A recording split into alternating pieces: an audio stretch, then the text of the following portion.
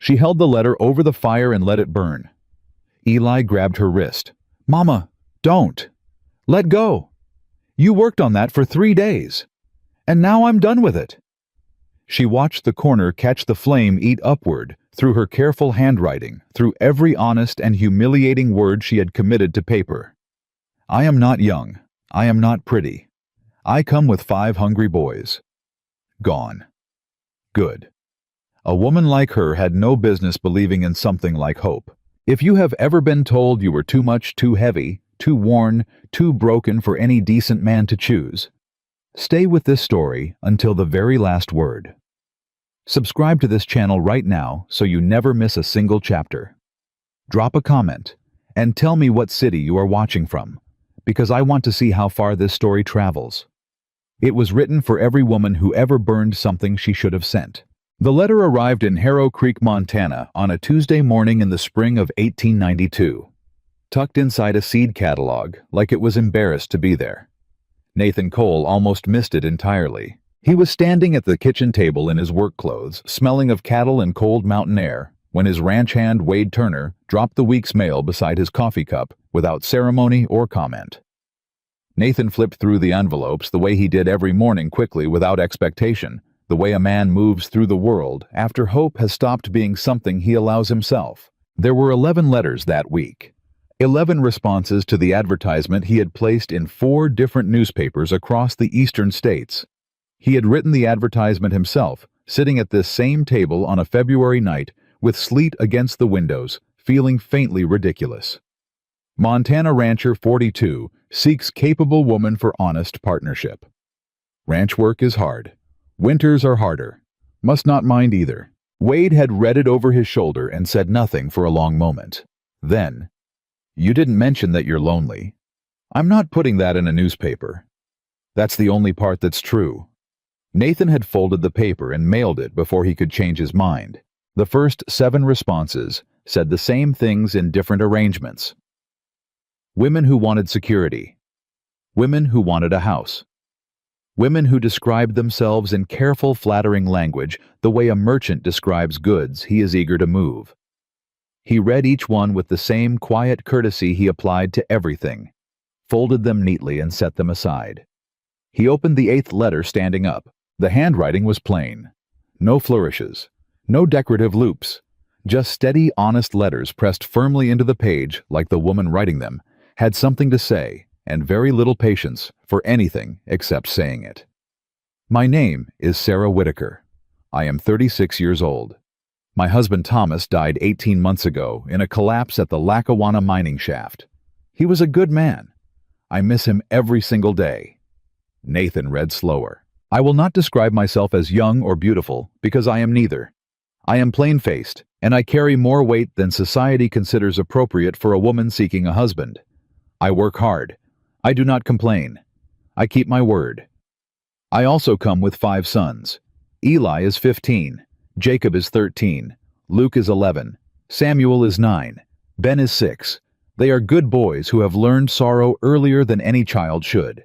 They deserve a stable life, and I would give anything to provide it. I am not writing this letter because I believe I deserve something better than what I have. I am writing it because my boys do. If you are willing to consider a worn-out widow with 5 hungry mouths, write back. If the idea is already too much, tell me now. I have had enough of men who change their minds once they see me clearly. Respectfully, Sarah Whitaker." Nathan set the letter down. He picked it up and read it again, not because he had missed something, because he wanted to be certain he had understood it correctly, that a woman had actually written those words, that plainly, that honestly, without dressing them in anything softer than the truth. He walked to the window and looked out at his land. 400 acres of Montana grass and pine and sky that had been going quiet for 3 years. The silence had started the morning Clara died. It had moved into the walls of the house and the long hours between sunrise and sunset, when a man has no one to talk to and gradually forgets what his own voice sounds like in real conversation. Wade appeared in the doorway. "Any of those worth answering?" Nathan didn't turn around. 1. He wrote back that same evening. He told her the ranch was called the Double C, and sat at the base of the Beartooth Range. He told her the winters were brutal and the summers short, and the work never fully stopped. He told her there were 3 bedrooms and a loft, and enough room for 5 boys if they didn't mind sharing. He told her he was 42 years old and had not laughed out loud in longer than he cared to admit. He did not promise her she would be chosen. He told her he would like to correspond further if she was willing. Her reply came 2 weeks later, and it was entirely practical. She asked about the nearest doctor, the condition of the schoolhouse, the water supply, whether the boys would be expected to work, and if so, what kind. She asked whether he had any habits she ought to know about before making a permanent decision. He wrote back and told her he drank coffee too strong and too late in the evening, that he had no patience for dishonesty, and that he occasionally talked to his horses when he thought no one could hear him. Her next letter said, "Those seem like manageable problems." He found himself smiling at a piece of paper. That had not happened in a very long time. They wrote through March and into April. Her letters were never romantic. She did not describe sunsets or speak of longing. She asked practical questions and gave practical answers. And somewhere inside that practicality was a woman Nathan found himself thinking about while he was doing other things, repairing fence line, checking the herd, sitting in the too quiet kitchen at the end of a long day. He thought about the particular courage of a person who knows their letter might be laughed at and writes the honest truth anyway. In April he wrote simply, "Mrs. Whitaker, I think you should come." 3 days later, "Mr. Cole, I think you might regret asking, but I accept." She arrived on a Thursday morning in the first week of June on the westbound stage out of Billings. Nathan had told no one except Wade. That was his first mistake. By the time the stagecoach rolled into Harrow Creek's main street, half the town was already standing on the boardwalk. Word had spread the way it always spreads in a small frontier town, thoroughly and without mercy. Margaret Langford was positioned near the post office with 2 churchwomen flanking her like sentries, and even from 30 yards away, Nathan could see the particular set of her chin that meant she had already formed a verdict and was organizing the language to deliver it. He stood apart from the crowd with his hat in his hands and waited. The coach door opened. A boy climbed down first, tall for 15 with square-jawed solemnity and eyes that swept the crowd once and dismissed it. He stepped aside and reached back to help the next one, quieter, younger, who glanced around and then fixed his gaze carefully on the ground. Then 2 more came out together, one of them already studying the buildings with the focused hunger of a boy who wants to understand how everything works. And last came the smallest, 6 years old, round-cheeked, clutching a cloth rabbit with both arms and blinking in the Montana sunlight like he had arrived on an entirely different planet than the one he'd departed from. Then Sarah stepped down. She came down slowly carrying a worn leather suitcase, and she stood in the street, and the town looked at her, and she looked back at the town with her chin level and her expression steady. She was a large woman, solid and broad-shouldered, and she wore a plain blue dress and practical boots, and she had the particular stillness of someone who has been looked at unkindly before and has made a decision not to flinch. The whispers started immediately. Lord have mercy. 5 children. He could have done considerably better. What on earth was he thinking? Nathan heard every word. He put his hat on his head and walked forward through the crowd. People moved aside for him. Automatically, he was not a man anyone stood in front of, and he walked straight to where Sarah Whitaker stood beside her 5 sons in the middle of the street, holding her suitcase with both hands and waiting for what came next. He stopped in front of her. He took his hat off again. "Mrs. Whitaker," he said. "Mr. Cole." Her voice was steady. Her eyes measured him with the careful attention of someone who has learned that first impressions from men require verification. "I'm glad all 6 of you came." The whispers stopped. Sarah stood very still. Something moved across her face. Not dramatically, not in the way of theater, just a small and almost invisible loosening around the eyes, the particular expression of a person who has been braced for the worst and received something they did not expect instead. Jacob was sick outside of Billings, she said, because she was not a woman who knew how to receive kindness without immediately doing something useful. and Luke dismantled part of the luggage rack on the second coach. The driver was not pleased. "I wasn't going to say anything," Luke said from somewhere behind her. "I know you weren't," Sarah said. "The driver overreacted." "Luke." "He did, though." Nathan looked at the boy. Luke looked back at him with the specific, unapologetic expression of someone who is very intelligent and has not yet decided whether that is a good thing or a problem. Nathan thought privately that it was probably both.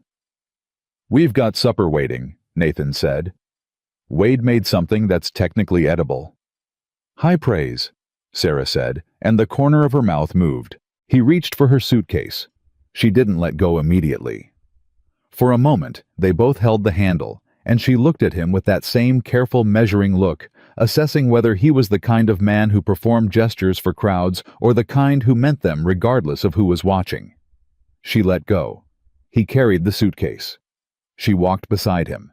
Ben reached up and took her hand. Nathan noticed it. He didn't say anything. Behind them, Margaret Langford leaned toward the woman beside her and said clearly enough to Carrie, "Well, he always did have peculiar taste." Nathan kept walking. The ride to the Double C was 40 minutes up the wagon road through the pines. Wade drove. Nathan sat in the wagon bed with the Whitakers because Ben had planted himself next to Nathan before anyone could rearrange the seating, and the boy immediately began asking whether that was his ranch and could he see a real cow today and did horses bite. "Sometimes," Nathan said. "Not the ones that know you." "How do they know you?" "You go slow. You talk quiet. You don't act scared even when you are." Ben considered this with great seriousness. "Mama says that about people too." "Your mama sounds like she knows something." "She knows everything," Ben said with complete confidence. "Except sometimes she doesn't know where Luke is, but that's because Luke hides." "I do not hide," Luke said from across the wagon. "I relocate strategically." "That's hiding," Eli said flatly. "It is not the same thing." "Boys," Sarah said. Silence, immediate and total. Nathan stored that away. He glanced at Sarah. She was looking at the mountains coming closer as the road climbed, and her expression had shifted into something he couldn't immediately name. Not relaxed exactly, but something like a person setting down a weight they have been carrying so long they've stopped noticing it. "It's bigger than I expected," she said quietly. "The land. The sky." She paused. "Back home, the sky was always half buildings. Here it goes all the way down to the ground." He didn't answer. He knew exactly what she meant, and he had no words for it that weren't his own private thing. Eli had been watching Nathan from the corner of his eye since the street. Nathan had noticed it and let it continue understanding, without needing it. Explained that this boy was the family's assessor, the one who had appointed himself guardian of his mother's judgment since his father died, and had not relinquished the position. Nathan did not blame him for it. Near the top of the last hill, Eli said abruptly, "Those fence lines back there, why that height?" Nathan looked at him. 4 feet keeps cattle in. Anything lower, and a determined animal just walks through it. You're looking at gauge, too. Eli's eyes sharpened slightly. "Didn't know there was a difference." "Lot of ranchers don't. Lighter gauge rusts, faster breaks under pressure. Cost you more in the long run than buying quality once." "How much more?" "Depends on herd size and how hard your winters run. I can show you the numbers if you're interested." Eli said nothing for a moment. Then, "I might be." Sarah had not looked away from the mountains, but Nathan noticed at the edge of his vision that her shoulders had dropped another fraction of an inch. The ranch appeared as they crested the last hill. The main house, the barn, the bunkhouse, the vegetable garden still recovering from 2 years of neglect, and the mountain rising behind it all like something that had been there before. Any of this, and would be there long after. Ben stood up in the wagon, grabbed Nathan's shoulder to keep from falling, and pointed. "Is that it?" "That's it. It's the biggest thing I've ever seen." "You haven't seen it in winter." "What happens in winter?" "You'll see." Ben appeared to find this entirely satisfying. He sat back down, still holding Nathan's shoulder, and didn't let go until the wagon stopped. Supper was beef stew and biscuits, which was the full range of Wade's cooking ability, served with the pride of a man who knows his limitations and has negotiated a peace with them. Sarah tasted it, set down her spoon, and stood up without explanation. "Where's your salt?" she called from the kitchen doorway. "Cabinet left of the window," Wade said. She disappeared into the kitchen. Sounds of rearranging. The smell of dried herbs. Wade looked at Nathan. Nathan looked at his stew. 20 minutes later, the pot came back to the table, and it was a different meal entirely. Wade took one spoon and sat with the specific expression of a man encountering a fact about himself he had not previously understood. "I've been making this wrong for 11 years, he said. "You've been making it edible," Sarah said. "That's a start." Wade looked at Nathan again. Nathan kept his eyes down, but something was working in his chest that felt distantly and uncertainly like it might be happiness. After supper, Sarah moved the boys through washing up with the practiced efficiency of a woman who has run a household through exhaustion and grief and every other thing that could have broken her and hasn't. She directed Samuel through the mechanics of the ranch house water pump with patient, clear instruction, not doing it for him, talking him through it. And when the boy figured it out, the look on his face was the look of someone discovering they are more capable than they feared. Nathan stood in the doorway and watched without being invited. He was not asked to leave either. He took that as a reasonable position to occupy. When the boys were in bed, Sarah came out into the hallway and pulled the door closed quietly behind her. They stood in the narrow hallway, a man and a woman who had written each other careful, honest letters for 3 months, and were now sharing the same air for the first time, with all the strangeness of that settling around them like weather. "They'll be frightened for a while," Sarah said, voice low for the boys' sake. "About being sent away. They won't say it, but every time you look at them wrong, they'll be counting it. I won't send them away. I know you believe that. Mrs. Whitaker." He waited until she looked at him directly. "I mean it. Not as a kindness, as a fact." She held his eyes for a long moment. Then she nodded, the measured provisional nod of a woman who has learned that meaning something and doing something are two entirely different categories of proof, and that she will need to see which category he belongs to before she decides what to do with the information. "Your kitchen needs reorganizing," she said. "Your ledgers are 3 months behind, and whoever planted that vegetable garden did it without enough drainage. I can fix all 3 if you'll let me start in the morning. You don't have to begin immediately. You just traveled 3 days. I'd rather work than sit still. Sitting still gives me too much room to think." He looked at her. In the dim hallway light, she looked exactly like what she had described herself as in that first letter, plain and worn and entirely stubbornly real, in a way that very little in his life had been for a long time. "Clara kept the accounts," he said. He didn't know why he said it. "I know," she said quietly. "I could tell from the ledgers. The handwriting changes about 2 years back. Gets smaller, then stops." He didn't answer. "I won't try to replace what she was," Sarah said. "I wouldn't know how, and I wouldn't insult either of you by trying. But I can keep your numbers straight and your kitchen running and your boys fed. That I can do." "That's more than I asked for." "You asked for a capable woman," she said. "I told you in my letter what I was. I'm just making sure we're starting from the same place." He thought about what she had said. Then, "Clara used to say that the life you end up with is usually better than the one you planned if you let it be." Sarah was quiet for a moment. "She sounds like she was wise." "She was." "Then I hope she's right." She said goodnight and went to her room, and the door closed softly, and Nathan stood in the hallway alone with the sound of 5 boys breathing on the other side of one door, and a woman who had almost burned her own letter on the other side of another, and the house was full in a way that it hadn't been in 3 years, and it frightened him somewhat, and he was glad of it anyway. He went to the kitchen. He put the account ledgers on the table where she would find them in the morning. Then he sat down in the chair by the window, Clara's chair, the one he hadn't used in 2 years, and he sat in it, and he looked out at the dark mountain, and he thought about a woman who had written the truth about herself, knowing it might cost her everything, and sent it anyway. Outside, the Montana night was enormous and full of stars. For the first time in a very long time, the silence in his house felt less like an absence and more like something waiting to become something else. The ledgers were gone from the table when Nathan came down the next morning. He found them stacked neatly on the small desk in the corner of the sitting room, each one open to a different page, with a piece of paper laid across the top, covered in Sarah's plain, steady handwriting. Numbers in one column, questions in another. 3 entries circled in red ink with a single word written beside each one: why he picked up the paper. She had been awake before him, possibly before the sun. She found the feed discrepancy, Wade said from the kitchen doorway, holding a coffee cup with both hands and wearing the expression of a man who has just been educated against his will. The one from last October. I thought I'd buried that pretty good. You didn't bury it. You just stopped looking at it. Same result. Not to her, apparently.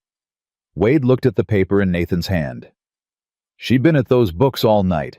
Nathan didn't answer because Sarah came through the back door at that moment with mud on her boots and Ben on her heels, the boy carrying a basket of eggs with the specific concentration of someone trusted with something important for the first time. 3 hens aren't laying, she said, going directly to the kitchen without slowing. The red one near the back has mites. I'll need sulfur powder and a clean coop by this afternoon, or you'll lose her before the week is out. Wade looked at Nathan. Nathan looked at his coffee. There's a question on that paper about the October feed numbers. Sarah continued, already moving pots. I need the answer before I can close out the quarter. That was a mistake on my part, Wade said with admirable speed. I know it was a mistake. I need to know what kind, so I can record it correctly. She glanced at him over her shoulder. I'm not here to get anyone in trouble. I'm here to make the numbers make sense. There's a difference. Wade set down his coffee and went to find the receipt. Ben set the egg basket on the table with enormous care and then looked up at Nathan with the total confidence of a boy who has already decided something. I collected them, he said, all by myself. I saw. Mama said I could do it every morning. Fine by me.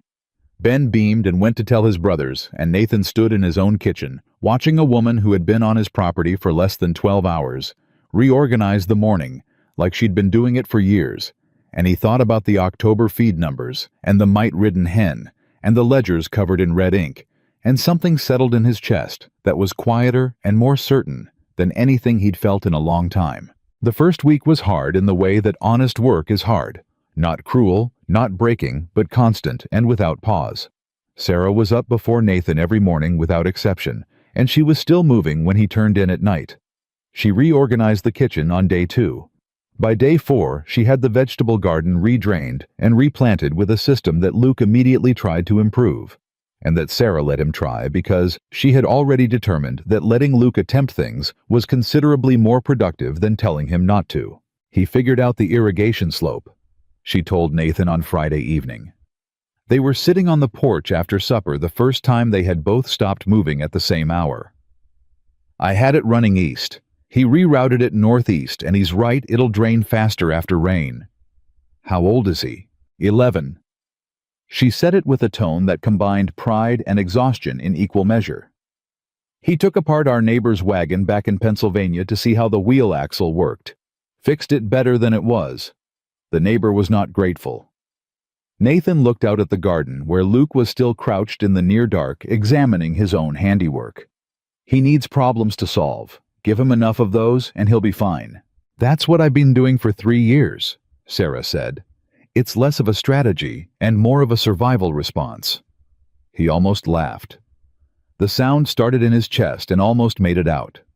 Sarah glanced at him sideways when it didn't quite arrive, and there was something in that glance, not disappointment, more like patience, that told him she had noticed and was willing to wait. The boys settled into the ranch, the way boys settle into anywhere that feeds them and doesn't threaten them, unevenly, gradually, then all at once.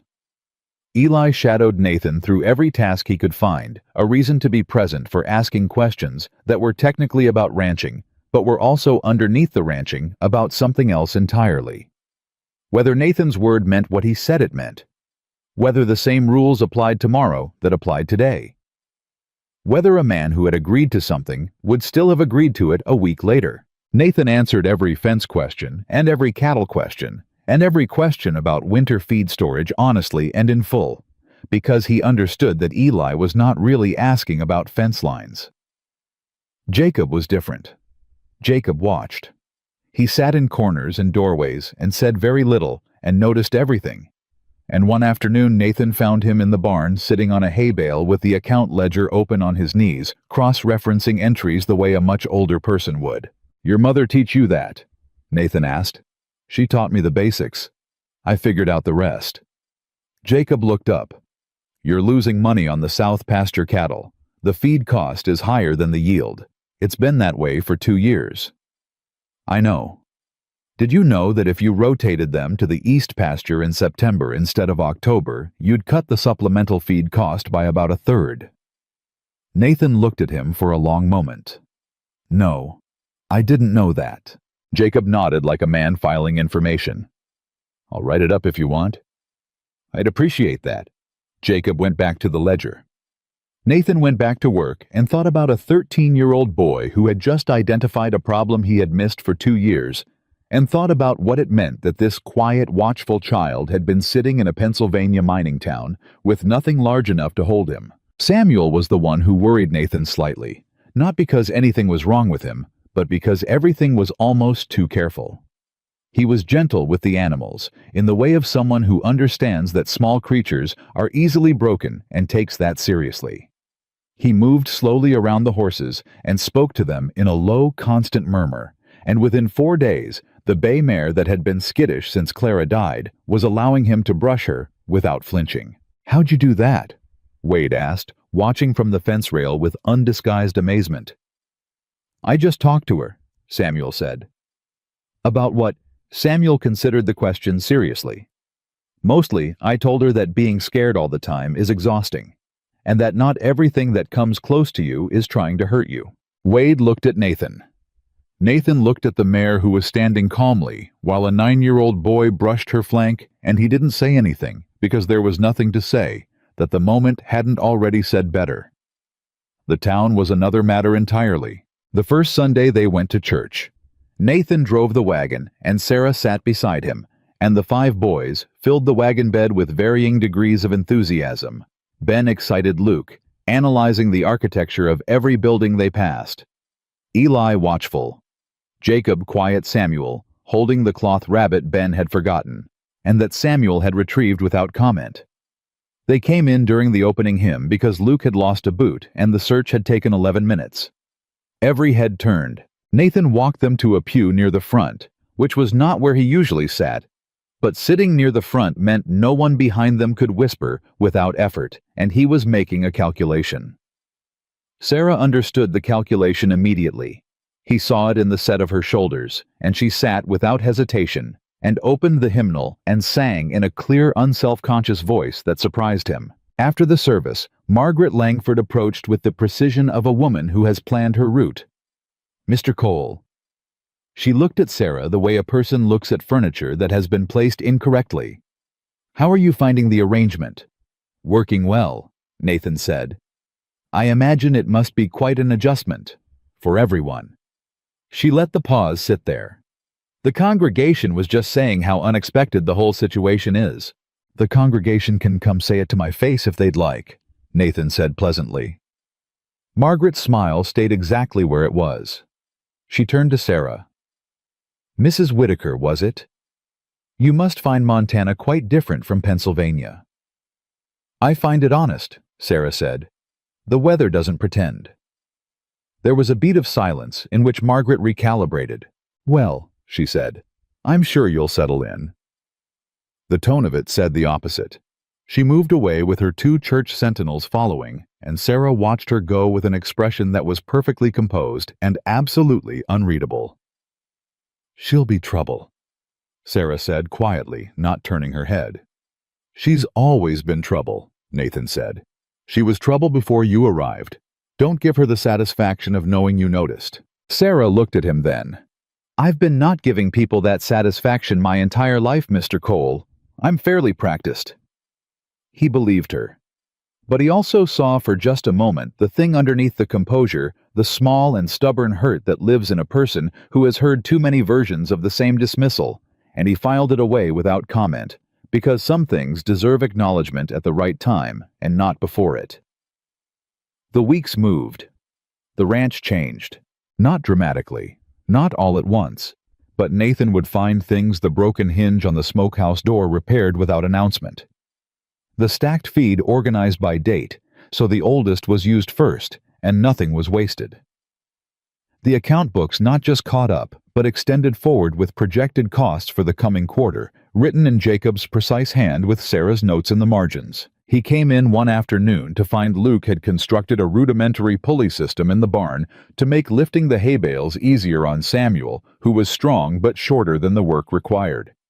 It used rope and 2 old wagon wheels, and a concept Luke had apparently derived from a book he'd found on the shelf in the sitting room. "Did you read that book?" Nathan asked, standing under the pulley and testing its weight. "Most of it," Luke said. "The math parts. The rest was boring. The rest was a history of the Roman aqueduct system." "Like I said." Nathan looked at the pulley. "It was by any engineering standard correct. Don't touch the main barn beam without asking me first. I already checked the load tolerance." "Luke?" "Fine."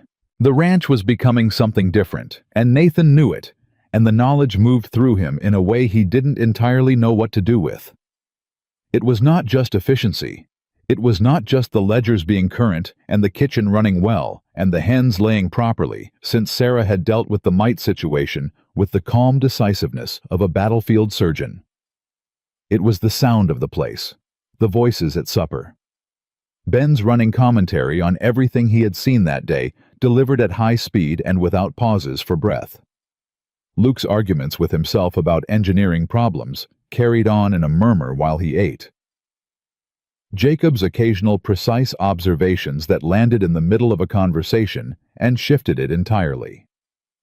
Eli's slow, careful humor that appeared without warning and disappeared just as fast, like sun through cloud, and Sarah at the center of all of it, managing the temperature of every room she walked into without appearing to manage anything at all. Nathan started talking to her in the evenings. Not about anything important. At first the herd, the weather coming in off the mountains, the condition of the north fence line. Practical things, ranch things. The kind of conversation he used to have with Clara in the same chairs on the same porch, and that had stopped abruptly and completely the morning Clara didn't come downstairs. Sarah never pushed past what he offered. She answered what he asked. She asked her own questions about the land, about the winters, about what the valley looked like under snow. She was interested in the actual answers, not in the conversation as a mechanism for something else. And that was, he recognized it slowly, the thing that made it easy. She was not trying to become something to him. She was just being present in the same space honestly, which was all he had ever been able to tolerate from anyone. One evening in the 3rd week, he came in late from checking the herd, and she had left a plate covered on the back of the stove with a folded note on top. "Fence on the north lot is pulling away from the 3rd post. I noticed it this morning. S." He stood in the kitchen holding the note. Then Eli appeared in the doorway and his nightclothes hair disordered, obviously having waited up. "She does that," Eli said. "She notices things and doesn't say them out loud because she thinks it'll seem like complaining. So she writes notes instead." Nathan looked at him. "How long has she done that?" "Since my father died." Eli crossed his arms over his chest in the self-protective way of a teenager discussing something that costs him something to discuss. "She didn't want to worry us, so she'd leave notes for herself, reminders, things that needed fixing that she was going to fix herself. She doesn't have to fix things herself anymore." Eli was quiet for a moment. His jaw worked slightly. "I know that. She doesn't know that yet." He looked at Nathan with the direct assessing gaze he'd been using since the stagecoach. "She's been the only one holding everything together for a long time. She doesn't know how to put it down." "I know the feeling," Nathan said. Eli looked at him. Something shifted in the boy's expression, not dramatically, just a fraction of the guardedness releasing the way ice shifts in early spring. He didn't say anything else. He went back to bed. Nathan put the note in his shirt pocket. The next morning at breakfast, he said without looking up from his coffee, "North fence on the third post. I'll get to it this morning." Sarah stopped moving for just a moment. Then she set the pan down and said, "Thank you." 2 words. But the way she said them carefully, like something she didn't entirely trust herself to say out loud, told him more than a longer answer would have. The third Sunday at church, Margaret Langford told 3 women near the back that it was a shame what Nathan Cole had done to himself taking on a woman like that, and that some men simply had no self-respect. The women agreed. One of them added that the boys were wild, and the eldest was rude, and that the whole situation was frankly embarrassing for the town. Nathan heard it secondhand from Wade, who had heard it from the blacksmith who had been standing 2 feet from Margaret Langford when she said it. He said nothing about it that evening at supper. But the following Sunday, he sat the entire Whitaker family in the front pew again. And when the hymns started, he picked up the hymnal and held it where both he and Sarah could read from it. And he sang, which he had not done in 3 years, because Clara had been the one who sang. And after she died, he had stopped. Sarah glanced at him sideways during the second verse. He kept singing. She looked back at the hymnal, and her voice, which had faltered slightly, steadied again. Eli on Sarah's other side watched the 2 of them for a moment with that measuring, careful gaze. Then he looked forward and sang too. Jacob and Luke followed. Samuel already had been. Ben was making up his own words quietly but enthusiastically, which was a separate matter. Margaret Langford, 4 rows back, said nothing that Sunday. It was not a victory. Nathan knew better than to call it that. But it was a statement. And it was one he intended to keep making in the same way every week for as long as it took. He walked them out of a church after the service with his hand briefly at the small of Sarah's back, not for the town's benefit, or not only for it, and she didn't pull away. And the morning was cold and bright and sharp, with the smell of pine coming down off the mountain, and the 5 boys moved ahead of them down the church steps, like a small, contained storm. "Ben made up his own hymn," Sarah said. "I noticed." The words were mostly about eggs. "I caught something about the brown hen specifically." She laughed. It came out before she could stop it, a real laugh, unguarded and quick, and she pressed her lips together immediately, after the way a person does who has forgotten briefly that they are supposed to be careful. Nathan looked straight ahead at the wagon, but he was smiling, properly this time, all the way. The letter came on a Wednesday, which was how the worst things always arrived, not on a day that felt significant, not with any warning, just tucked between ordinary mail on an ordinary morning like it had every right to be there. Sarah found it first because she was the one who sorted the mail, now the same way she sorted everything efficiently, without being asked. Because order was the thing she had learned to build around herself when everything else was uncertain. She recognized the handwriting before she recognized that she recognized it the way the body knows danger slightly ahead of the mind. Her hand stopped moving. The rest of the mail fell to the table. Victor Langford, Chicago, Illinois. She stood in the kitchen holding the envelope and didn't open it. Nathan came in from the barn and saw her face before he saw the letter. "What is it?" She set it on the table without answering. He looked at it. He looked at her. He didn't touch it. "Someone you know," he said, not a question. "Someone I knew." She sat down. She was doing the thing she did when she was controlling something, keeping her hands flat on the table, her voice level, her face composed into the particular stillness that Nathan had learned meant the opposite of calm. "His name is Victor Langford. He was a businessman from Chicago who came through Dunmore about 6 months after Thomas died." Nathan waited. "He was charming," she said with the tone of a woman who has spent considerable time being angry at herself for finding that true. "He said all the right things. He said my size didn't matter. He said a real man looked for character." She paused. "He said it so well I believed him." "What happened?" "His family happened." She looked at the envelope. "They found out he was courting a fat widow from a mining town with 5 children, and they made their feelings known, loudly, publicly, in a way that made certain everyone in Dunmore understood exactly what kind of woman I was, and exactly how foolish I had been for thinking otherwise. She stopped. He didn't argue with them. He just stopped coming. No letter, no explanation. He was there, and then he wasn't, and the whole town watched me understand what that meant. Nathan was quiet for a moment. The kitchen was very still. And now he's writing to you. Now he's writing to me. Are you going to open it? She looked at it for another moment. Then she picked it up and opened it with the same decisiveness she applied to everything unpleasant quickly, without ceremony, the way you pull a splinter. She read it. Nathan watched her face. Her expression did not change. That was how he knew it was bad. She set it down and pushed it across the table. He read it. Victor Langford was coming to Montana. He would be passing through Harrow Creek on business. He was vague about what business, and hoped to call on her to discuss certain matters he preferred to address in person. He had heard she had married. He hoped she was well. The letter was polished and pleasant, and underneath the polish, it had the specific texture of a man who has decided he wants something back that he discarded. Nathan set it down. He's not coming on business. No, you don't have to see him. I know.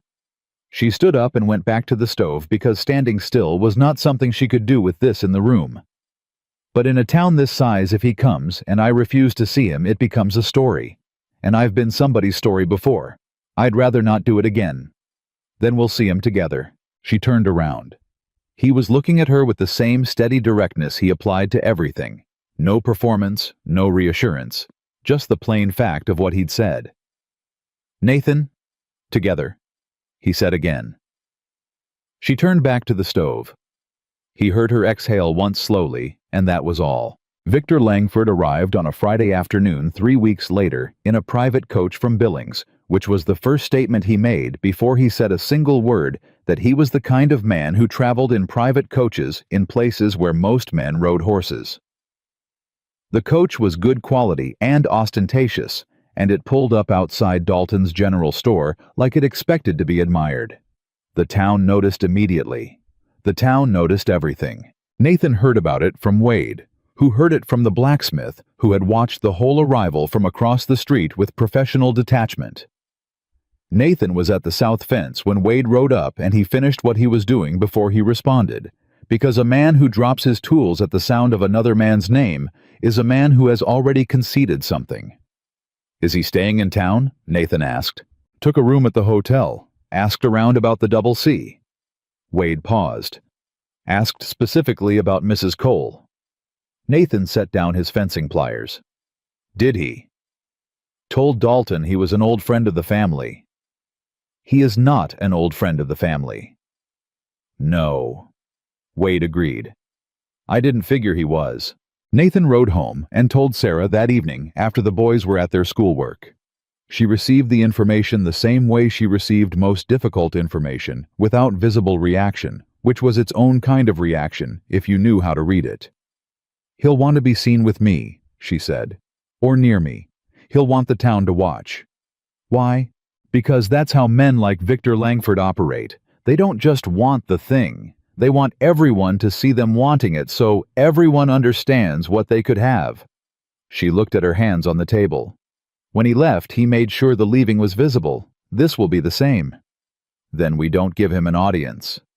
In Harrow Creek, her voice was dry, there is no such thing as not giving someone an audience. She was right as it turned out. Victor Langford appeared at the Saturday market the following morning with the specific ease of a man who has been comfortable in rooms that weren't his entire life. He was younger than Nathan had pictured, 31 trim, with the kind of easy good looks that come from never having worked outside. He moved through the market stalls like he was attending a social occasion, stopping to speak to people with the warmth of someone distributing attention as a form of currency. Nathan and Sarah were at the market because they went every Saturday, and not going would have been its own statement. They were at Dalton's side stall when Victor found them. Nathan saw him coming from 20 feet away and said nothing. Victor stopped in front of Sarah and smiled. It was an excellent smile. Nathan recognized it as the kind of smile a person practices. Sarah. Like they were old friends. Like nothing had happened. You look well. Mr. Langford. Her voice was even. Not warm. Even. Victor's eyes moved to Nathan with the particular assessment of a man measuring another man against himself and already liking his conclusions. "You must be Mr. Cole. I've heard a great deal." "Can't say the same," Nathan said. A brief pause in which Victor recalibrated. His smile didn't waver, but something behind it shifted. "I was hoping to have a moment to speak with Sarah with Mrs. Cole about some affairs back in Dunmore. Legal matters relating to her late husband's estate. Nothing troubling, I assure you." "Then you can speak to her lawyer," Nathan said. "She has a lawyer. She does now." That was not true. They had not discussed it. But the words were already out, and Nathan held them without blinking. And Sarah beside him said nothing to contradict it, which was the closest thing to gratitude she could offer in that moment, without showing Victor Langford anything. Victor's smile thinned by one fraction. "I see." He looked at Sarah again, and Nathan watched something move through the man's expression. Not quite calculation, not quite genuine feeling, but something in between that was more complicated and therefore more dangerous.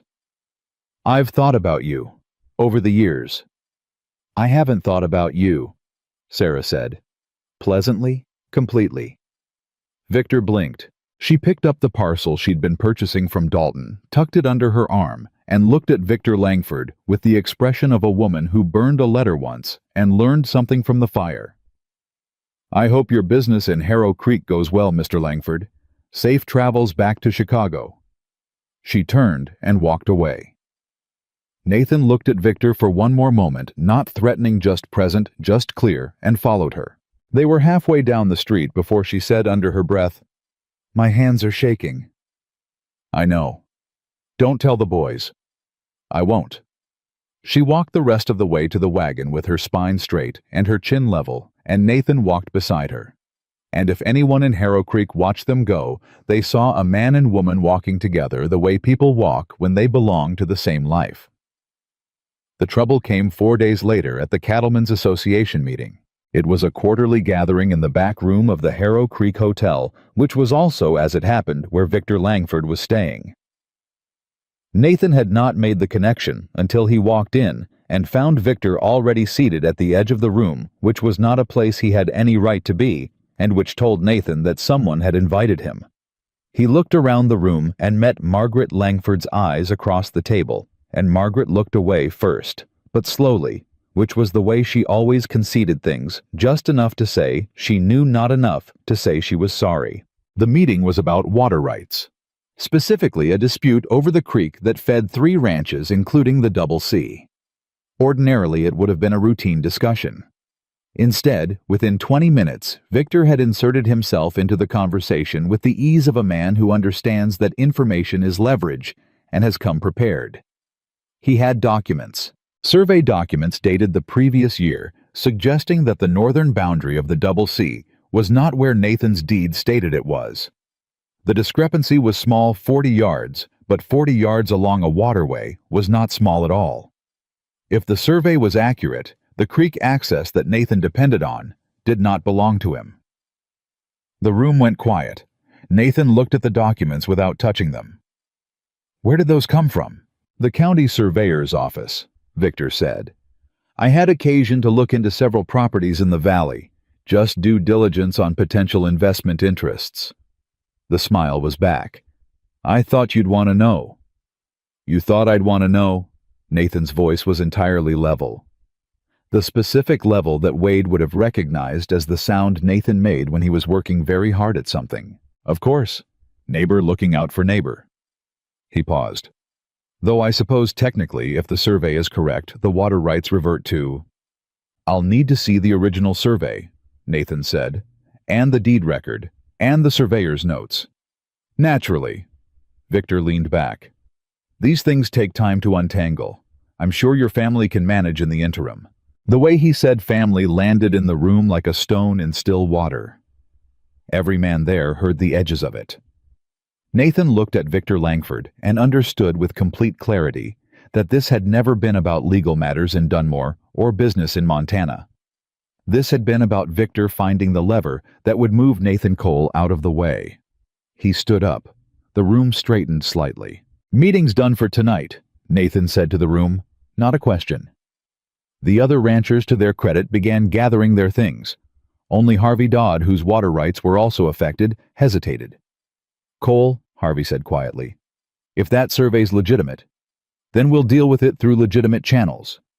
Nathan looked at him steadily. Same as we've handled everything else in this valley. Harvey nodded slowly and left. Victor had not moved. He was still in his chair, relaxed, watching Nathan with the particular enjoyment of a man who believes he has played the better hand. You're welcome to stay at the hotel as long as your business requires, Nathan said. But you'll conduct it through the county office and the proper legal record. You will not conduct it at my table, at the market, or anywhere else my wife is present. Am I clear? Victor smiled. Crystal. I do hope the water situation resolves itself, for everyone's sake. Nathan walked out. He rode home in the dark faster than he needed to, and sat in the kitchen for a long time before he heard Sarah's footstep on the stairs. She appeared in the doorway in her robe, reading the room in one glance the way she always did. What happened? He told her. All of it. The documents, the survey, the water rights, the implication. He watched her face move through the information with the specific focus of a woman who has learned that bad news understood clearly is better than bad news softened. When he finished, she sat down across from him and was quiet for a moment. Then, is it real, the survey? I don't know yet. It might be manufactured. It might be legitimate and he found it opportunistically. Either way, it's a problem. Jacob, she said. What? Jacob has been cross-referencing your deed records with the county map for 2 months.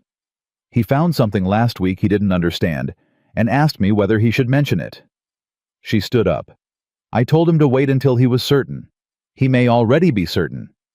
She went upstairs and came back 3 minutes later with Jacob behind her, the boy rubbing sleep from his eyes with one hand and carrying a folded piece of paper with the other. Jacob sat down at the table, unfolded the paper, and smoothed it with both palms. He looked at Nathan without apology for being 13 years old and awake at midnight with evidence in his hands. The county deed record and the original survey from 1887 don't match, he said, but not the way that man's documents say they don't match. The original survey has the boundary 40 yards east of what his version shows. He pointed to a line of figures. Someone changed the reference point, changed it backward, so it looks like the original is wrong when actually his version is the one that's wrong. Nathan stared at the paper. You're certain? I'm certain the numbers don't match. I'm not certain who changed them or when. Jacob looked up. But the original surveyor's notes are registered at the county seat, not just the county office here. If someone altered the local copy, the county seat copy would still be correct. The kitchen was very quiet. Nathan looked at Jacob, then at Sarah, then back at the boy who was 13 years old and had just dismantled Victor Langford's strategy in the middle of the night with a piece of paper and 2 months of quiet, careful work. You've been doing this for 2 months, Nathan said. The numbers bothered me, Jacob said simply. Nathan put his hand briefly on the boy's shoulder. Jacob went very still, the way a child goes still when touched by someone they are still deciding whether to trust, and then he exhaled once, and the stillness released. Go back to bed, Nathan said. Good work. Jacob folded the paper, put it in Nathan's hand, and went upstairs without another word. Sarah was watching him. Nathan looked at the paper in his hand, then at the woman across the table who had brought 5 boys to his ranch and reorganized his stew and fixed his ledgers, and raised a 13-year-old who cross-referenced survey records for the pleasure of knowing things were correct. He's going to be something remarkable, Nathan said. I know, Sarah said quietly. I've known since he was 4. Nathan looked at the paper again. The situation with Victor was not over. The survey would need to be verified at the county seat. The legal record would need to be formally corrected, and a man like Victor Langford did not give up leverage without replacing it with something else. There was still a fight ahead, but sitting at his kitchen table at midnight with his wife across from him and a 13-year-old's careful handwriting between them, Nathan felt something he had not felt in the face of a problem in a very long time. He felt like he was not facing it alone, Outside, the wind was coming hard off the mountain the way it did before serious weather. Tomorrow would be difficult. The day after, probably worse. Victor Langford was still in his hotel room in town, and Margaret Langford was still in her house, planning her next move, and the fight over the water rights was only beginning. But the kitchen was warm. The boys were asleep upstairs. And Sarah reached across the table and straightened the paper in his hands, without being asked the way she straightened everything, not because she had been told to, but because it needed doing, and she was there. Nathan held the paper and didn't let go of it.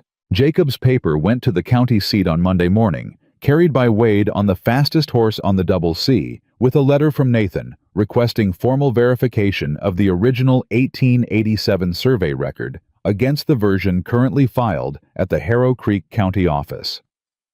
Nathan had written the letter 3 times before he was satisfied with it. Not because he didn't know what to say, but because the language had to be precise enough that no one could dismiss it as a rancher's complaint, and complicated enough that anyone reading it understood the person who wrote it knew exactly what had been tampered with and how. Sarah had read all 3 drafts without being asked to. On the 3rd one, she changed 2 words and handed it back without comment. The 2 words were better. Wade left before sunrise. Nathan watched him go from the porch and then went back inside to the kitchen, where Sarah was already at the stove and the boys were moving through their morning routines with the organized energy of a household that had found its rhythm. Ben was collecting eggs. Samuel had already been to the barn. Jacob was at the table with a different ledger working because Jacob was always working. Luke was somewhere, the specific somewhere being currently unknown, which Nathan had learned to treat as a manageable condition rather than a crisis. He'll get there by noon, Sarah said, meaning Wade. The county clerk owes Harvey Dodd a favor. Harvey will make sure it gets looked at today. You talked to Harvey. Yesterday afternoon while you were at the south fence. She glanced back at him. I hope that was all right. It was more than all right. Harvey was angrier than I expected, she said. About the survey. He's been ranching this valley for 20 years. He doesn't like the implication that his neighbor's water rights were being picked at by a man from Chicago who has never held a branding iron. Harvey's a practical man. Harvey told me if Victor Langford tries anything further, he personally will escort him to the county line. She paused. He used more colorful language than that. Nathan almost smiled. I can imagine. Ben, Sarah said, without raising her voice or turning around, because she had the specific maternal awareness that functioned like a second set of eyes in every direction. Put the egg you're hiding behind your back into the basket. Ben put the egg in the basket with the expression of someone who has no idea how that happened. The county seat sent a writer back on Wednesday. The original 1887 survey record had been verified. The reference point in the Harrow Creek file had been altered not recently, the clerk noted, but within the last 14 months. A formal correction would be entered into the county record. Any documents derived from the altered version were considered void. Nathan read the letter at the kitchen table with Jacob beside him and Sarah standing behind them both reading over their shoulders. It's over, Jacob asked. The survey part is over, Nathan said. What's the other part? Nathan folded the letter. The part where a man like Victor Langford decides whether to accept that or try something else. Jacob considered this. What do we do about that part? We wait and watch, and we don't give him anything new to work with. Jacob nodded like a man filing a strategy. He went back to his ledger. Nathan looked at the letter in his hands, and then at Sarah, who was already thinking 3 steps ahead. He could see it in the set of her jaw, the particular focus that meant she was running through scenarios. He'll try Margaret, she said. I know. She'll let him. She's been looking for the right tool since we arrived. I know that too. She looked at him. You're not worried. I'm prepared, he said. There's a difference. She was quiet for a moment. Then, that's what I told Eli once, when he was frightened about something at school. She looked at the table. He said it back to me last week about something else entirely. I didn't recognize it until just now. Nathan looked at her. She was doing the thing she sometimes did, arriving unexpectedly at something that mattered, and then pulling back from it because she still didn't fully trust that it was safe to let things matter out loud. He had learned to let those moments pass without pressing them, because pressing was the wrong tool. With Sarah, the right tool was patience and consistency, and showing up the same way every single day until she believed it would keep happening. Victor's leaving Thursday. Wade said that evening, coming in from town with the information delivered the way Wade delivered most things, without preamble between other sentences. Saw his coach being readied at the livery. Heard he had a conversation with Margaret Langford this afternoon that lasted about an hour. "What kind of conversation?" Sarah asked. "The kind that happens in the back room of the Langford house with the curtains drawn," Wade said. "Jesse at the dry goods store saw him go in and come out. Whatever they talked about, he looked satisfied when he left." The kitchen went quiet in the particular way it went quiet when everyone was thinking the same thing, and no one wanted to say it first. "He left her something," Sarah said. "Information or a document or a story. Something she can use after he's gone." "That would be consistent," Nathan said. "So we wait to find out what it is." We wait to find out what it is. Victor Langford's coach left Harrow Creek on Thursday morning before most of the town was awake, which was either courtesy or cowardice depending on how you rate it. Nathan read it as cowardice and filed it away. A man who leaves before dawn does not believe he has won anything permanent. He has planted something and left before the crop comes in because he knows he won't be welcome at the harvest. 3 days later, the cattle got sick. It started with 4 animals on the north pasture, a cough, then lethargy, then 2 of them down by nightfall. Nathan recognized the symptoms before the veterinarian confirmed them the following morning. Bovine respiratory disease moving fast through a herd that had been in close quarters during the cold nights of the previous week. If it spread to the main herd, the Double C would lose a season's income. If it spread further than that, it could mean losing the ranch. Nathan and Wade and Eli rode out that same morning to move the affected animals to the isolation pasture, which involved 3 hours of cold, difficult work in deteriorating weather. The temperature had dropped overnight, and the wind off the mountain was carrying something harder than rain. Nathan could smell the snow in it. "How bad?" Eli asked, riding beside him. "Bad enough to be serious, not bad enough to be certain." Nathan watched the sick animals moving. "We keep them separated, we push fluids, we watch the rest of the herd twice daily. If we catch it early in the others, we have a chance. And if we don't catch it early..." Nathan looked at him. Eli had grown 2 inches since June. His face had changed in the way faces change when a boy starts taking on the weight of real consequences. "Then we deal with what we have." Eli nodded and rode to the far side of the herd without another word. They came back to the ranch that evening, wet and cold and tired, in the bone-deep way that isn't fixed by sitting down.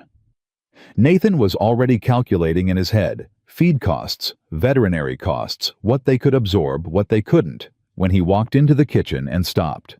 The kitchen was running. Was not just dinner. Though dinner was on the stove. The books were open on the table with Luke beside them, cross-referencing the feed inventory against what the veterinarian had recommended. Samuel was in the corner writing something in the careful hand he'd been developing over the past month.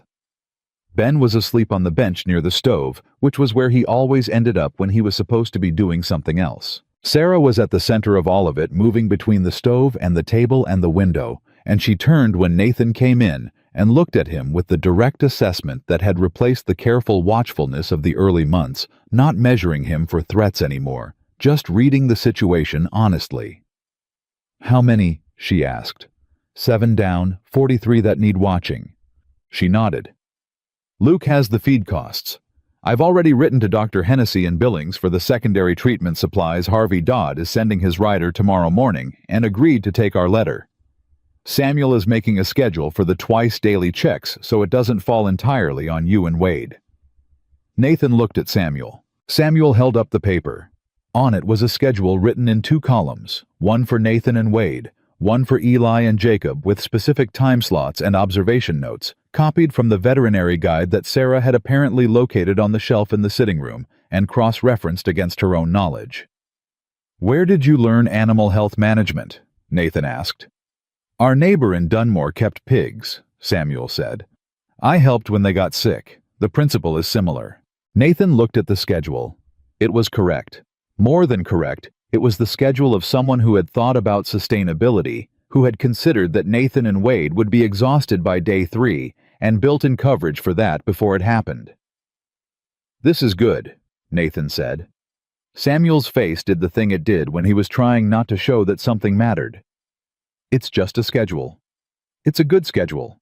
Samuel looked back at his paper, and Nathan could see the boy fighting the smile and losing. The next 6 days were the hardest the Double C had faced since Nathan bought it. The weather closed in the way Montana weather closes in, when it means business heavy and relentless and indifferent to the inconvenience of living things. Nathan and Wade were in the field before dawn, and often after dark, and Eli was with them for every hour he wasn't physically needed at the house, which meant most hours. Jacob ran the household accounts and the feed rationing from the kitchen table. Luke modified the water delivery system to reduce the time it took to hydle the isolation pasture, which saved 40 minutes per round trip and was worth. Nathan calculated privately about 3 hours of sleep across the week. Samuel checked the sick animals twice daily with a patience and gentleness that the veterinarian when he came on day 4 called the best lay nursing he'd seen on a ranch, and Sarah held everything together. She did it the way she did everything, without announcement, without drama, without asking for acknowledgement. She was awake before Nathan every morning, and in bed after him every night, and in between, she kept 5 boys and a ranch operational, under conditions that would have broken a less stubborn person entirely. She tracked the herd numbers. She managed the food supply with the precision of someone who had learned to make limited resources go further than they should. She wrote 3 letters to county offices regarding the corrected survey record, following up on the formal correction to make certain it was properly registered, and that Margaret Langford, if she had been given something by Victor, would find the ground less solid than expected. On day 5, Nathan came in at midnight to find her asleep at the kitchen table, with her head on her arms and the account books open under her hands. He stood in the doorway for a long moment. Then he got the blanket from the sitting room chair and put it over her shoulders without waking her. He sat down across from her with his coffee and looked at the books she'd been working on. She had found a way to restructure the feed purchasing agreement with the billing supplier that would reduce the quarterly cost by 11% starting in the spring. She had written it out in full with projected savings and implementation notes in the margins of the account book. Asleep at a kitchen table in the middle of a cattle disease crisis, she had been solving next quarter's budget problem. He sat there for a while with his cold coffee and looked at her and thought about the letter she had almost burned. Thought about the woman who had written, "I am not young, not pretty, and I come with 5 hungry boys," and sent it to a stranger in Montana because her boys deserved better, not because she believed she did. He thought about how wrong that was. The believing part. She woke up 20 minutes later with a sharp intake of breath the way a person wakes who is accustomed to being needed immediately. She straightened and found the blanket on her shoulders and him across the table, and went very still, in the way she still sometimes went still when something caught her off guard. "How long have I been asleep?" she asked. "Not long enough." "The North Pasture check. Eli did it an hour ago. He came back and reported to me. Everything's stable." He pushed the account book toward her. "The feed restructuring. When did you work that out?" She looked at it. "Yesterday, while I was waiting for the veterinarian. I had time to think." "You had time to think in the middle of all of this." "Thinking is how I manage all of this." She looked at him. "I'd rather be useful than frightened. Useful is something I can control." He was quiet for a moment. The kitchen was dark except for the lamp on the table, and outside, the wind was still working at the walls. "Sarah?" "I need to tell you something."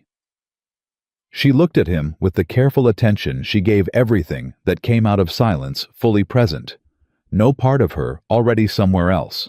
"When I placed that advertisement," he said, "I was looking for someone who could manage this ranch and be a reasonable companion and give it enough time to become something workable.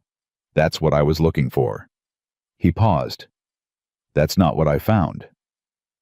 She waited. I found someone who found the feed discrepancy in the first 12 hours and reorganized the kitchen before breakfast and restructured the quarter's accounts while asleep at a table during a cattle emergency. He looked at her steadily. I found someone who raised 5 children who could hold a ranch together in a crisis without being asked. Someone who rode into a town full of people who had already decided who she was and didn't change herself by 1 inch to accommodate them. She was very still. I told myself this was a practical arrangement, he said. That's not what it is anymore. I don't think it's been that for a while. The lamp flickered once. Sarah looked at the table, then at him. Her face had the expression of someone standing at the edge of something they have wanted for a long time and don't entirely trust not to disappear. I spent 3 years telling myself that practical was enough, she said. After Thomas. After Victor. Her voice was steady, but something underneath it was not. I told myself that women like me, the way I look, the life I come with, that practical was the best I could expect. That wanting more than practical was vanity. Who told you that? Everyone. She said it simply. The way people tell you things without saying them directly. The way Victor left. The way this town looked at me when I stepped off that coach. She paused. I've been hearing it so long I forgot I was the one choosing to keep listening. Then stop listening, he said. She looked at him. You are the most capable person I have ever met, he said. Not the most capable woman, the most capable person, and I am... He stopped, started again. I am better at this, all of this, because you are in it with me. And I should have said that a long time ago, instead of letting the ledgers say it for me. The wind hit the house hard from the north. Somewhere upstairs a floorboard creaked, one of the boys turning in his sleep. Sarah reached across the table and put her hand over his. She didn't say anything. She didn't need to. The gesture itself was the thing, deliberate, unhurried, the action of a woman who has made a decision and is done waiting to feel safe enough to make it. They sat like that for a while with the lamp between them and the storm working at the walls outside and the house full of sleeping children. When she finally spoke, her voice was quiet and entirely steady. The hay in the east storage needs rotating before Saturday or the bottom layer will compress wrong. I know, he said. And Luke has been eyeing the water wheel mechanism on the mill for 2 weeks. If you don't give him a project, he's going to disassemble it on his own initiative. I'll talk to him tomorrow. And Ben told Samuel that he wants to name all the cows. Samuel told him that was impractical. Ben is currently composing a formal argument. Nathan looked at the ceiling briefly. How formal? He asked Jacob to help him write it. Lord. I know. He looked at her hand on his, then at her face. Sarah. Yes. I'm glad you didn't burn that letter. She was quiet for a moment. So am I, she said. Most days I'm glad. The corners of her mouth moved. Some days it's a closer call. He laughed. Fully this time, the sound coming out of him completely unguarded the way it hadn't in a very long time. Sarah's face opened into a real smile. The unguarded kind she only produced when something caught her before she could arrange her expression, and the kitchen held it, the laugh and the smile, and the lamp and the storm, and all of it together. Upstairs, footsteps crossed the floor. Then Ben's voice, sleepy and suspicious, called down, Is someone laughing? Go back to bed, Sarah called up. A pause. It sounded like Mr. Cole. It was. Go to sleep. Another pause, longer this time, and Nathan could picture the boy on the other side of the floor, working through the information with his particular 6-year-old thoroughness. Okay, Ben said finally. Good. His footsteps went back across the floor. The house went quiet. Nathan and Sarah looked at each other across the kitchen table. Outside, the storm began slowly and without apology to ease. The herd recovered. Not all of it. They lost 9 animals before the disease ran its course, which was 9 too many, but significantly fewer than the 30 Nathan had been bracing for on day 3, when the wind was at its worst and the sick pen kept filling. The veterinarian from Billings came out on day 8, walked the isolation pasture, checked the main herd, and told Nathan he had contained it better than any ranch he'd visited that season. Nathan accepted this without comment and then went to find Samuel and told him directly in front of Wade and Eli that the twice-daily check schedule had made the difference. Samuel said it was just a schedule. Nathan said some people write schedules, and some people write the right schedule, and those are not the same thing. Samuel went to the barn immediately after and stayed there for 20 minutes, which was where he went when he needed privacy for feelings he hadn't decided what to do with yet. Nathan had learned to recognize the pattern. He let him go. The survey correction was formally registered at the county seat on the second Friday of November, with a notation in the official record that the local copy had contained an unauthorized alteration and that all documents derived from the altered version were legally void. The county clerk sent a copy to Nathan, a copy to Harvey Dodd, and at Nathan's specific written request, a copy to the Harrow Creek Town Office for public record. He wanted it visible. He wanted anyone who had been shown Victor Langford's version of the survey to be able to find the correction without having to ask for it. Margaret Langford received her copy the same day as everyone else.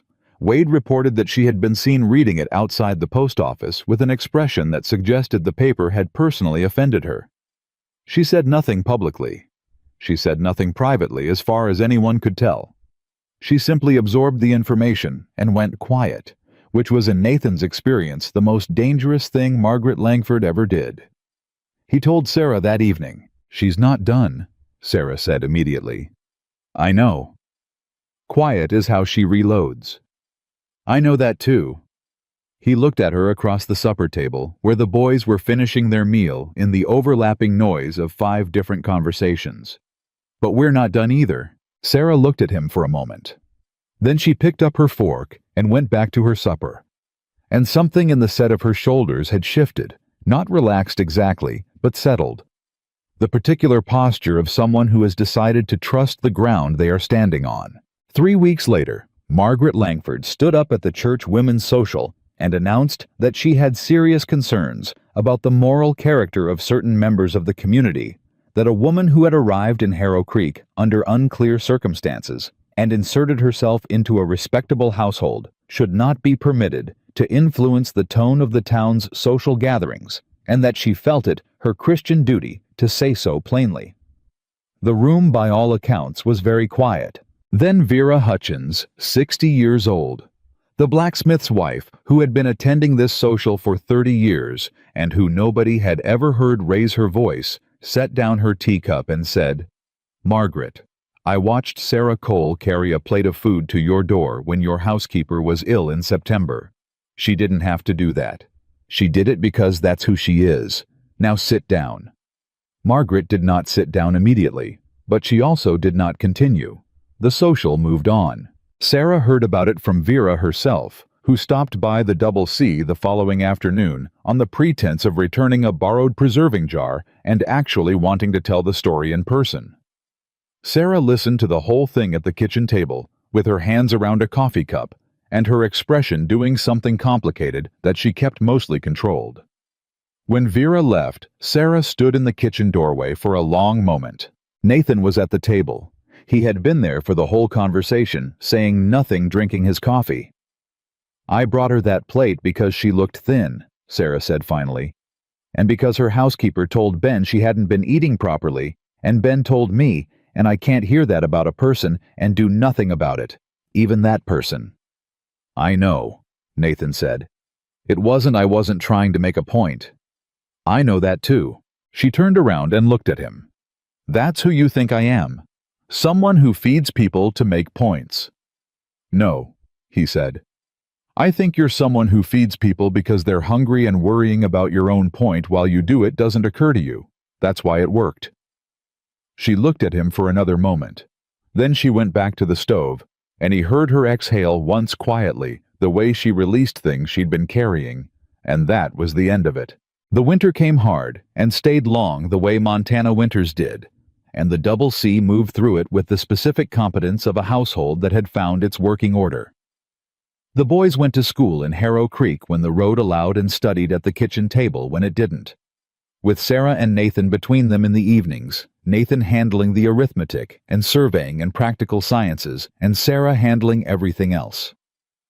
Eli, at 16, was beginning to look at the land the way Nathan looked at it, with the particular attention of someone calculating what it could become, not just what it was. Jacob turned 14 in January and spent his birthday reorganizing the entire ranch filing system, which he had decided was inadequate, which it was. Nobody mentioned that this was a strange way to spend a birthday, because for Jacob, it clearly wasn't. Luke built a heated water delivery system for the chicken coop using salvaged pipe, a small stove, and reasoning that none of the adults could entirely follow. But that kept the water from freezing through February, which was the month the temperature dropped low enough to freeze the thoughts in your head. Samuel spent the winter reading every veterinary text Nathan had in the house, and 2 that he sent away to Billings for, and by March, he was the person the neighboring ranchers called first when an animal was sick, which had the specific effect of making Samuel walk differently. Not with arrogance, with the quiet confidence of someone who knows what they are for. And Ben turned 7 in February, and received as his birthday gift official permission from Nathan to name 6 of the cows. He took the responsibility entirely seriously, consulted Jacob's formal argument document for guidance, named the cows after figures from the Bible stories his mother read them on Sunday evenings, and then informed the whole family at supper that he had also named both horses, all 12 chickens, and the barn cat, and presented a written list in case anyone forgot. The written list had footnotes. "Jacob," Ben said when Nathan picked up the list and found the footnotes. "Obviously," Eli said. Spring came, the way spring always came in Montana. Not gently, not gradually, but with a sudden decisive shift, like a door opening. The snow releasing its grip on the ground almost overnight, and the whole world smelling like mud and cold water and something beginning. Nathan stood on the porch the first warm morning and felt it the way he always had, that particular annual relief of a rancher whose land has survived another winter. But underneath it this year was something else. Something that had not been there for a very long time. He was happy. Not content, not managing. Happy, the specific, weighted, fully present happiness of a man who knows exactly what he has and has stopped being afraid it will be taken from him. He stood on the porch thinking about that, and Sarah came out with 2 cups of coffee and handed him one, and stood beside him, looking at the same land he was looking at, and he thought, this is it. This is the thing I did not know I was waiting for. "I've been thinking," she said. "About what?" "The building at the end of Harrow Creek's Main Street. The one that's been empty since the dry goods store moved. The owner mentioned to Vera that he's looking to lease it."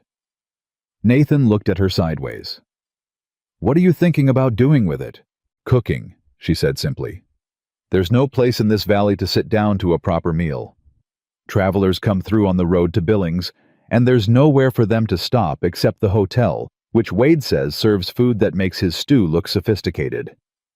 Wade's stew has improved significantly. Everything's relative." She wrapped both hands around her cup. "I know how to feed people. I've been doing it my entire life. I'd like to do it in a way that earns something." He looked at her. "You want to open a restaurant." "I want to open a restaurant." He thought about it for exactly as long as it deserved. "What would you call it?" She hadn't expected that question. He watched her receive it, the assumption embedded in it that the question wasn't whether but what, and watched her work through the surprise of being trusted before she'd had to argue for it. "Whitaker Table," she said. "I want to keep my name in it, for the boys." "That's a good name," he said. She looked at him. "You're not going to tell me it's too much, that I've got enough to manage."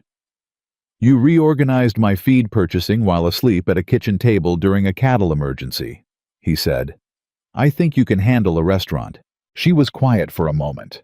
Then she laughed, the short, real, unguarded laugh that he had been collecting since the church hymn about the brown hen, and turned back toward the door. "I'm going to talk to Vera about the building. Tell her I'll come look at it Thursday." She stopped. "You don't have to." "Sarah." He waited until she turned around. We're doing this together. That's how we do things now." She stood in the doorway looking at him with the expression she still sometimes got, the one that lived underneath the competence and the steadiness, the one that belonged to a woman who had written a letter she almost burned because she had spent too long being told she did not deserve what she was asking for. "Together," she said, testing the word, accepting it. "Together," he said.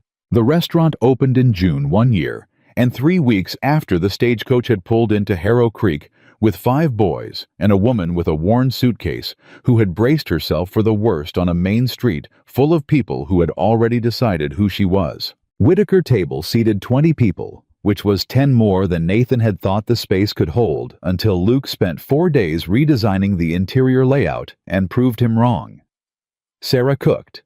Ben greeted people at the door with a formality that made grown men smile, and a memory for names that was frankly uncanny in a 7-year-old. Jacob kept the books. Luke managed supply deliveries with a routing efficiency that reduced costs by a number that made Jacob make the same face Nathan made when he'd first read Jacob's fence rotation analysis. Samuel handled the small kitchen garden behind the building and supplied herbs and vegetables with the same meticulous care he gave everything living. Eli ran the front of house on the days he wasn't needed at the ranch, which meant he spent his days managing Nathan's cattle and his evenings managing his mother's dining room. And he did both with the same quiet authority he had been building since he was 15 years old, on a stagecoach coming west to a life he hadn't chosen, and had decided somewhere along the way to choose anyway. By August, travelers on the road to Billings were stopping specifically because they had heard about Whitaker Table from the last town over. By September, Harrow Creek's hotel had quietly updated its dining service because the competition had made its previous standard untenable.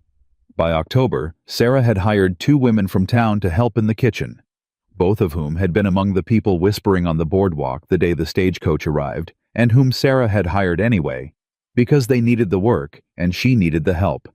And holding the past against people who had changed their minds was not something she had the patience for. Nathan watched this last development with particular attention. "You know who those women are," he said. "I know exactly who they are," Sarah said. "They're good workers who needed a chance. That's who they are now." He looked at her. She looked back at him with the clear, direct gaze she had given him since that first day on the street. Not soft, not simple, but entirely real. "I decided a long time ago that I wasn't going to spend my life sorting people into what they did wrong versus what they're doing now. I don't have enough life left for that." He reached across the kitchen table and put his hand over hers. She turned her hand over and held it without looking away. It was a warm afternoon in late September when the stagecoach brought a young woman to Harrow Creek who sat on the bench outside Dalton's store with a carpet bag clutched in both hands, and an expression that Sarah recognized from the inside before she recognized it from the outside. She was waiting for someone who might not want her. Sarah saw her from across the street. She crossed without hurrying and sat down beside her on the bench, which was something she could not have explained if anyone had asked, just the certainty that this was what the moment required. The young woman looked up. She was perhaps 22, plain dressed, traveling alone with the specific stillness of someone holding themselves very carefully together. "First time west?" Sarah asked. "Yes, ma'am." "Where are you coming from?"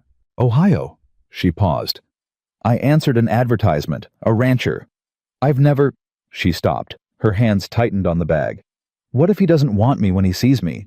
I wrote him honestly, about how I am, what I look like. I didn't want there to be a surprise." She looked at Sarah. "Was that foolish?" Sarah was quiet for a moment.